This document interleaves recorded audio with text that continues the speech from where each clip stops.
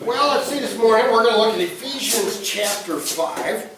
Just by way of introduction here, after God had created the first man, Adam, he said, "It is not good for the man to be alone.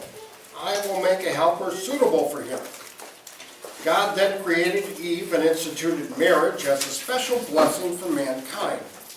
Marriage is the lifelong union of a man and a woman in which the husband is the head and the wife submits herself to her husband. In Ephesians 5, St. Paul focuses on the special roles of husbands and wives and the spirit in which they are to be carried out. My voice is weird. Well, we'll look at Ephesians 5, starting with verse 21. Submit to one another out of reverence for Christ. Wives, submit to your husbands as to the Lord. For the husband is the head of the wife, as Christ is the head of the church, his body, of which he is the Savior. Now, as the church submits to Christ, so also wives should submit to their husbands in everything. Husbands, love your wives just as Christ loved the church and gave himself up for her to make her holy, cleansing her by the washing with water through the word, and to present her to himself as a radiant church, without stain or wrinkle or any other blemish, but holy and blameless. In the same way, husbands ought to love their wives as their own bodies. He who loves his wife loves himself. After all, no one has ever hated his own body, but he feeds and cares for it, just as Christ does the church, for we are members of his body. For this reason, a man will leave his father and mother and be united to his wife, and the two will become one flesh. This is a profound mystery, but I am talking about Christ and the church. However, each one of you also must love his wife as he loves himself, and the wife must respect her husband. All right. Well, the first question here, how does the general principle mentioned in verse 21 differ from the philosophy of the world? And then what happens when a husband and wife listen to the world rather than to the word? What's the general principle that's brought out in verse 21? It really sets off the whole next part of the chapter. Submit to your husband. Well, even before he gets to husbands and wives, he says, submit to one another. Why? And out of reference for Christ. Out of reverence for Christ. How's that different from the world?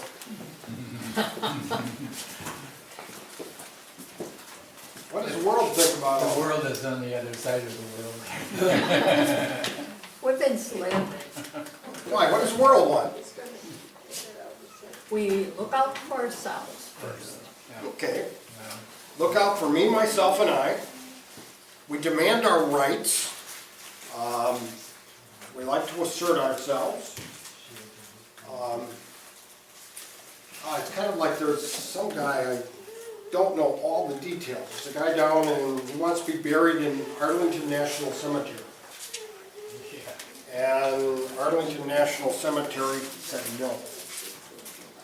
And the family basically says he has the right to be there. He's in the Coast Guard. He was not on active duty when he died. And Arlington National Cemetery says you have to be on active duty. And so the family says, but he has the right. How often do we hear that today? I have the right to do these things. We demand our rights rather than enjoying what we have. What happens when a husband and wife listen to the world rather than the word? You're going to be clashing? Oh yeah, there is. There's going to be some kind of conflict. The world does not like the concept of headship. We'll be talking about that in a minute here, but what is headship?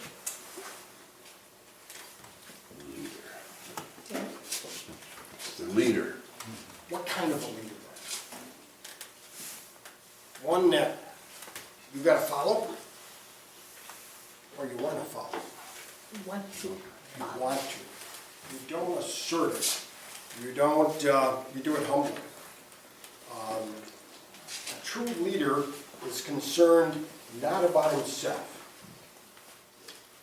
He's concerned about the other person. That's what true leadership is. Look at some of the companies today that are really thriving. They have good headship. Why? Are they putting, Good leadership. Yeah, they're looking People out for first. their workers, or are they looking at the almighty dollar? the workers. How am I gonna make money? That's not their big thing. Oh, they're making, I think of Google. They're making money left and right.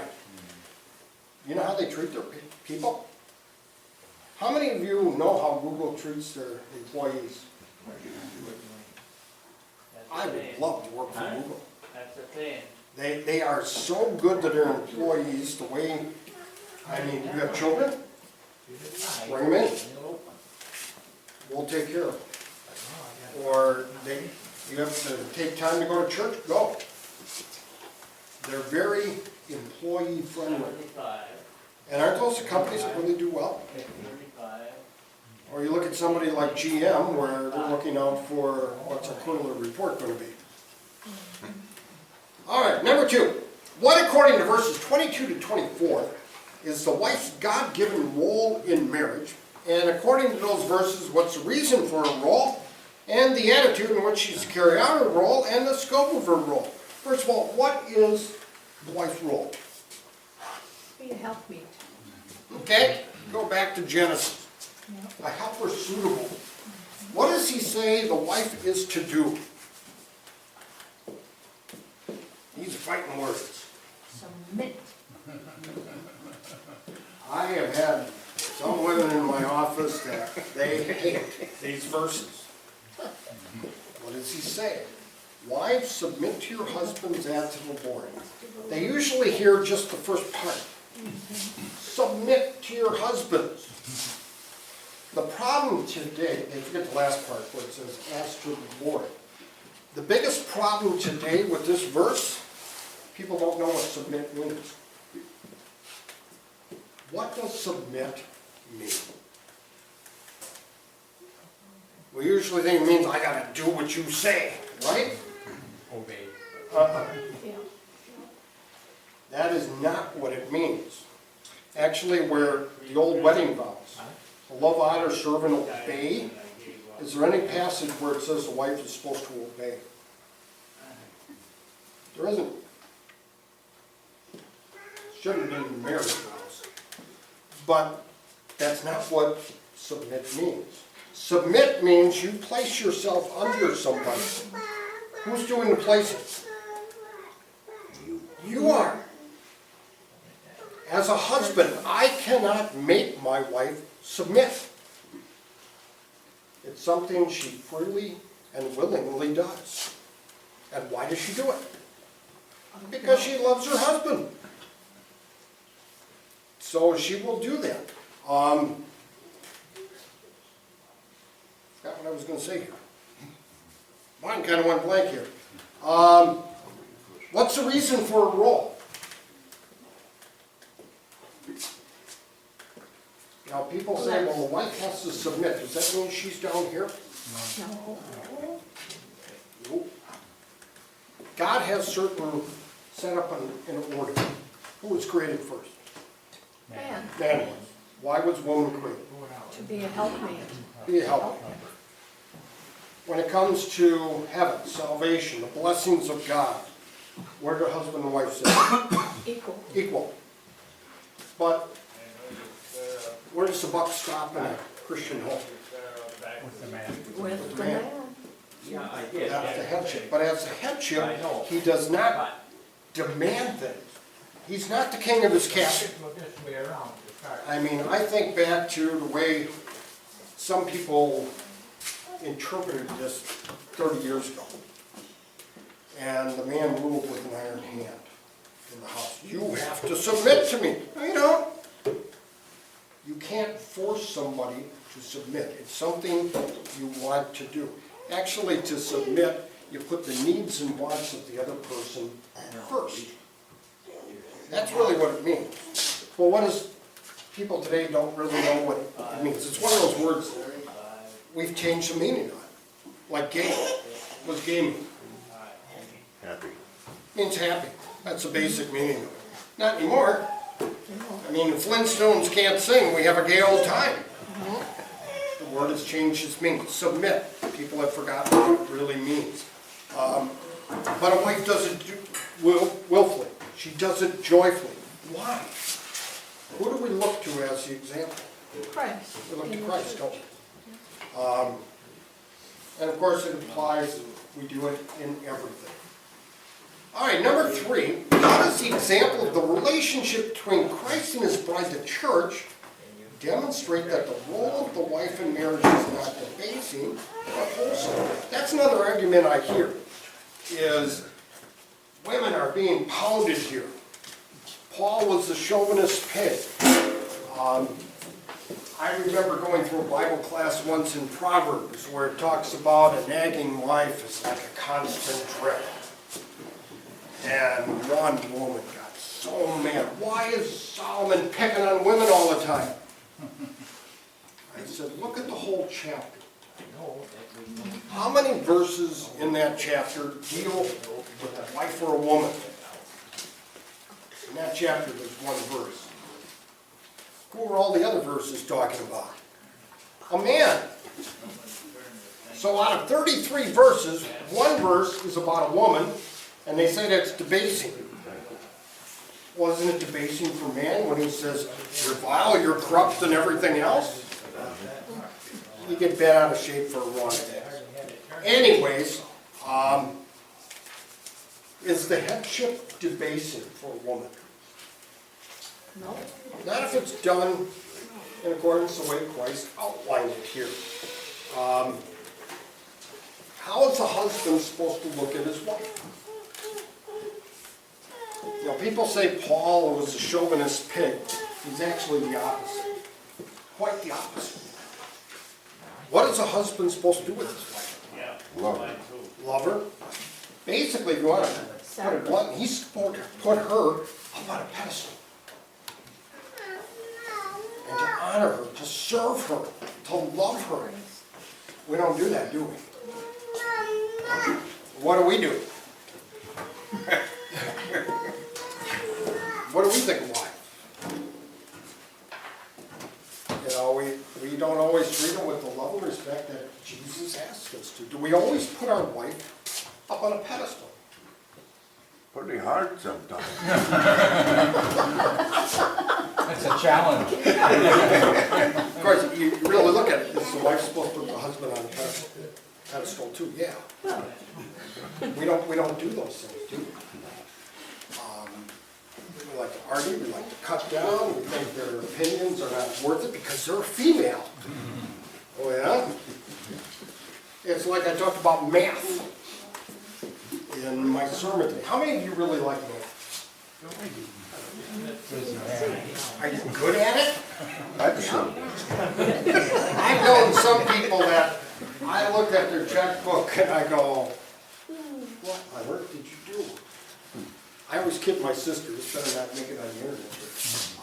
My sister's horrible with math, and I give her a hard time because she's teaching first graders how to add. I've seen her checkbook. First grade math she can handle. Get a little bit farther. Some people are gifted. I remember some gentleman talking to my mother once, and it was interesting with my mother. She knew the roles of Scripture. She was also the secretary-treasurer of Rome. So she was pretty high up there. And I remember somebody once, gentleman, giving her a hard time because women don't know anything about numbers. My mother was a genius. She could look at, you could rattle off 50 numbers to her, and she would tell you the total by the time you were done. She was extremely gifted. But the guy assumed just because she's a woman, her knowledge, her opinions mattered to nothing. I hear that a lot when it comes to women pastors.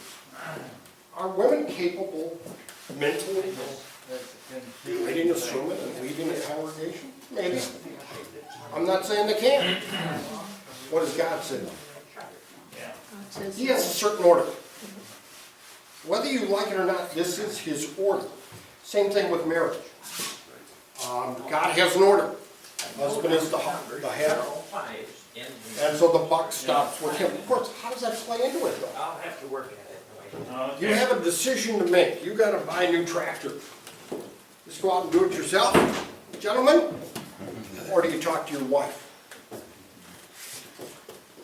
You should talk to your wife.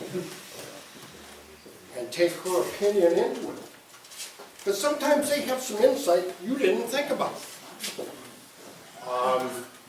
How loving is it to lead as a dictator? Not love at all. To be a dictator. Is Christ a dictator? No. What was Christ willing to do? Give his life for us. Yeah. He died for you. He gave up his life for you. And as Paul calls it here, the bride. Where did he put the bride? Up on a pedestal, didn't he? And he loved her, he honored her, he took care of her. Aren't we to do that as husbands? Actually, when you look at this whole section, who has the tougher job? Husbands or wives? The husband. The husband does. And a lot of the problems that we have when it comes to marriage, roles of men and women, hate to say, guys, we've dropped the ball.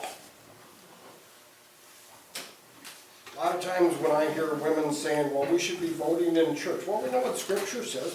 Problem is, guys have dropped the ball. They aren't doing their job.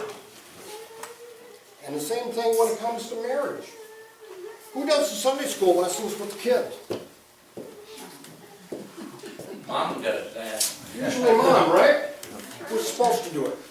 The father, that's why. Sorry, we Dad, wrote the- you're supposed to do it. That's why Luther I wrote the just catechism. oversee her.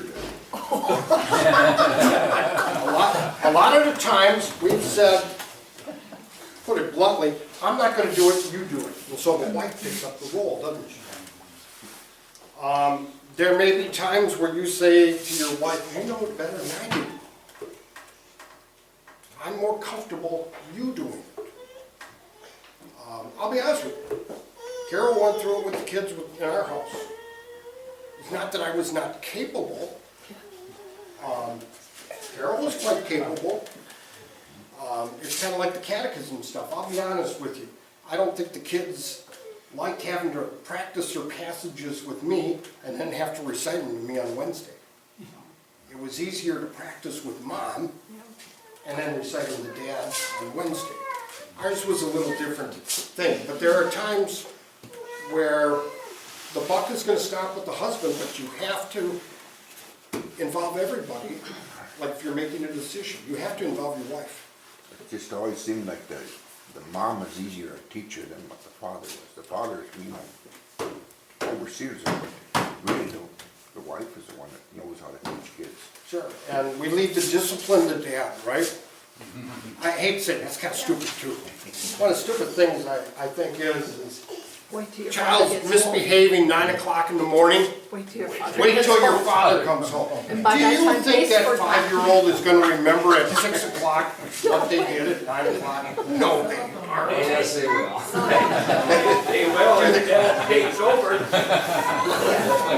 Isn't it better to punish a child and then give them forgiveness at 9 o'clock in the morning Yes. than have them wait with a guilty conscience till 6? Mom is capable of doing it. Of course, every marriage, every family is a little bit different. There are some marriages where dad does not do any discipline at all. And it all falls on mom. Bottom line is, God's going to come to you on Judgment Day and he's going to say, what did you do with those kids I gave you? Is he going to address the husband or the wife? He's going to start by dad. It's like years ago. Men sat on one side, women on the other. Yes. With the kids. With the kids. I probably would not have done well in that generation as a pastor, because I would have made the kids sit with dad. Because he said, fathers train their children. Isn't that training them? I would have let mom sit on the other, actually, I wouldn't have divided them up in the first place, but if you guys would have forced me to say we do it, I'm gonna say, sure. Husbands, you got the kids. It's up to you. But it doesn't always work that way, Did does it? anyway. Anyway, let's look at number 4. What's the husband's God-given role in marriage? Who or what is the husband to follow as the pattern? And what light the verses 25, 27 shed on the spirit in which a husband is to carry out his role? He is the head of the wife, as Christ is the head of the church. And we need to remember how Christ is the head of the church. Is Jesus demanding? No. Didn't he say his yoke is easy? Is he domineering? Does he listen? Does he pay attention to what we say? Do our thoughts and opinions matter to him? Or does he just blow us off? He's a loving head, isn't he? And as husbands, we don't always do those things, do we? Our pattern, Jesus. We follow his example. Everything Jesus did, it was in the best interest of his bride, wasn't it? Everything we do as husbands, we do it with the best interest of our wife. Do you always do that, Dylan? I'm watching the football game, don't bother me, right? We look out for ourselves too much, and we don't look out for our wives. We don't put them on the pedestal they should be on. Verses 25 to 27, what light does it shed on the spirit in which they do it? Loving interest. Do you care for yourself? Sure you do. I mean, you want to take care of yourself. You get concerned if you get a toothache or something, you want it taken care of, right? Got a headache, you want to do something, right? Well, if you're going to take care of yourself, shouldn't you take care of your wife? Yeah, we should. All right, number 5. St. Paul tells husbands to love their wives because their relationship to their wives parallels that of Christ to the church. What additional reason does Paul give for a husband loving his wife, and what scriptural evidence does Paul offer for this reason? That's what we were talking about. If you care for yourself, you're going to care for your wife because you don't hate yourself, do you? And the analogy Paul uses here, it goes back to Genesis. The two will become one flesh. You are one now. So you want to take care of the one body? Sure you do. You want to nurture it, you want to help it grow. That's why they have these marriage enrichment things that we heard about before. All right, number 6. If a husband is willing to die for his wife, he will also be willing to live for her. Practically speaking, what does it mean? I run into this in marriage counseling. Premarital, I'll ask the guy, you die for your wife? What do you think their answer is? Oh, sure. Sure. I turned to one guy and I said, would you give up Wednesday bowling for? Oh, wait a minute. Wait a minute, you just told me you were going to die for her. If you aren't willing to do this, are we willing to offer kind words? Are we going to be helpful? How many here have changed a diaper? Not too often, but My grandson wanted me to, and I told him I haven't started yet. As grandparents, you have that choice. I mean, you can say, sorry. I'm not cutting down your generation, but your generation of men never changed diapers. Did they help out at home? Not a whole lot. They brought home the bacon. Wife is supposed to take care of the house. She does the cleaning, the vacuuming, washing dishes. Really? not at my place. Is that the way it's supposed to be? about it for a minute here. How many of you guys do chores at home?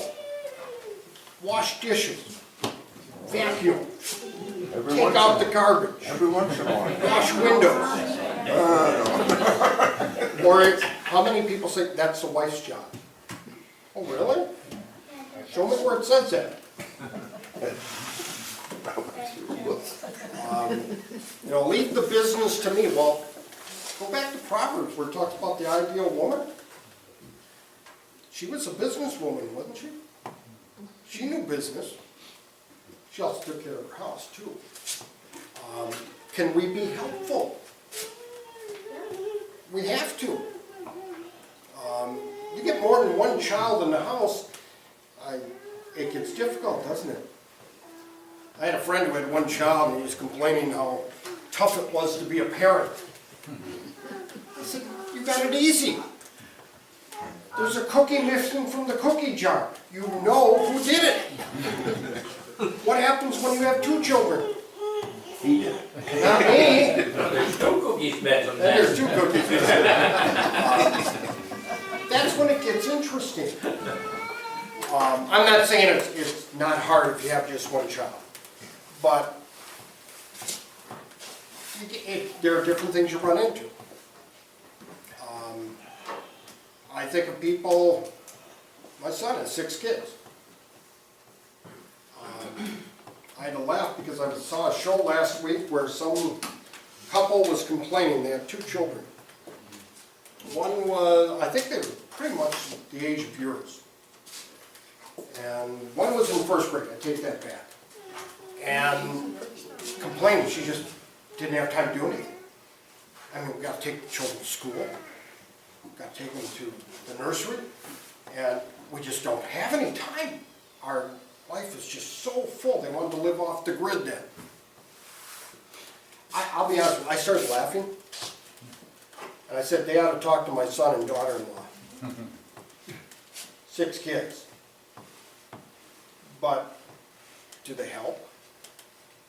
Not only do husband and wife do things together and do chores together, you also involve the children too. Children help. The oldest one knows how to change a diaper. For a 10-year-old, it's pretty good. I give him credit because there are some diapers I won't change. But you look at the kindness that we show. When's the last time you gave flowers to your wife? I'm not a big flower giver. The last time I gave her flowers, she thought I was gonna die and she was mad at me. He never gave me any before, and then one Valentine's Day, I came home from Ladies' Aid and there was a flower on the table. I didn't think he wasn't gonna live very long. It's like there was a sign outside of a flower shop that was advertising flowers. And it was basically, how much trouble are you in? And you had 3 different sets of flowers. Again, I'm not a big flower giver. I gave flowers when our children were born, and I give her flowers on Mother's Day. If I all of a sudden gave her flowers in October, she'd say, what's wrong? Can't eat flowers. But just offering to do something. She starts doing, let's say your wife is doing the dishes. She's had a tough day. Sit down, I'll do it. You know, showing kindness and love like that. Or do we show that we care? It's like talking to the husband who's watching a football game. Carry on a wonderful conversation. He hasn't heard a word she said because he's watching the game. Giving your undivided attention. Think about it. A lot of times we'll talk to people that we meet on the street and we show such kindness, we listen to them and value their opinions and everything, then we get home, we don't do it. Right? We kind of failed on that. Basically, a husband, does he give himself to her? All right. How about number 7? Evaluate. It is best for Christians to marry Christians. Yes. much easier if it is. Why? Same faith. Same. Got the same faith, Same goals, you can support each other, same goals. same goals. I'll be honest with you, I'd have a tough time if I were married to someone who was an unbeliever knowing she's going to hell. Right, especially if. I don't know if I could do that. Yeah. But it can it work? It It can. can. It can, but I've seen examples where, you know, Paul talks about that, about an unbelieving spouse. And I've seen the unbelieving spouse become a believer. Of course, I've seen the opposite too. yeah. You were talking about supporting, encouraging one another. One is Christian, the other one is not. And you went to a wedding last night. The alarm goes off and the wife says, you know, we're tired, why don't you just stay home with me today? And so you do. Well, next week says the same thing. Pretty soon, the unbelieving spouse has got you on the road to unbelief, right? But you can encourage one another, support each other. Think of being able to pray together. It's amazing when you can do that. All right, how about the last one here? What will a husband's Christ-like love inspire in his wife? What will a wife's submissiveness inspire, that's a big word, inspire in her husband? How about the first one there? What will the Christ-like love inspire in his wife? The same type of love and respect and putting him on the pedestal. She will want to do it. She will willingly do it. Of course, it's the opposite too, right? Or look at the flip side. If the wife is showing that love and respect because the husband is, what's the husband going to do? Likewise. He's going to do the same thing, right? It's kind of like, you want to have a good argument, you got a couple of kids, and they need shoes, and so do you. So you get the kids' shoes, and you have enough for one more pair for the family. Now, the husband is supposed to put the wife first, and the wife is supposed to put the husband first. Who gets the shoes? Get one of each. Get something they can both wear, right? You know, it's one of those things where you put the other person first. Then you can. What about if they aren't fulfilling their God-given duties? Then what do? Does that mean you stop? Does the wife stop the submitting, biblical submitting, if her husband's a jerk? No. Or the husband is not getting love and respect from his wife, does he stop showing love and respect to her?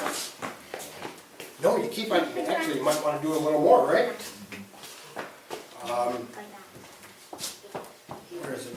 Psalm 15? I don't remember the verse. Psalm 15, it talks about, you know, because you hear so much say about, I don't love him anymore. Gonna get divorced. Psalm 15 talks about you keep your vow even if it hurts, right? And of course, when sin is involved, where do you turn? This is the advantage of having Christian help Yeah. The Lord. forgiveness. And you can show the same forgiveness that Christ showed to you to each other. I'm glad that Christ is not like me. If he was, I would not be real sure of my salvation. Because there are some times where, I'm going to get you back. I like to hold a grudge. I'll remind you of things you did before. Is that forgiveness? If Christ did that, we would all be in a world of hurt, wouldn't we? I could not stand up here and say you're going to heaven if you believe in Jesus. Wouldn't have any surety at all. But look at the way Christ deals with us. Deal that way with one another. It's not easy. It's tough. But at the same time, where do we turn for strength? We turn to Christ. gives us strength. Do you have any questions? I babble too much here. Get off on too many tangents. Bottom line, remember how Christ loved you. Show that same love to each other. Well, we'll close with the prayer that we have here. Lord of love, bless husbands and wives everywhere. Move them to faithfully fulfill their roles. By your selfless love for them, inspire them to love each other deeply. In the Savior's name we ask this, amen. We have a good week. I'll let this go through more.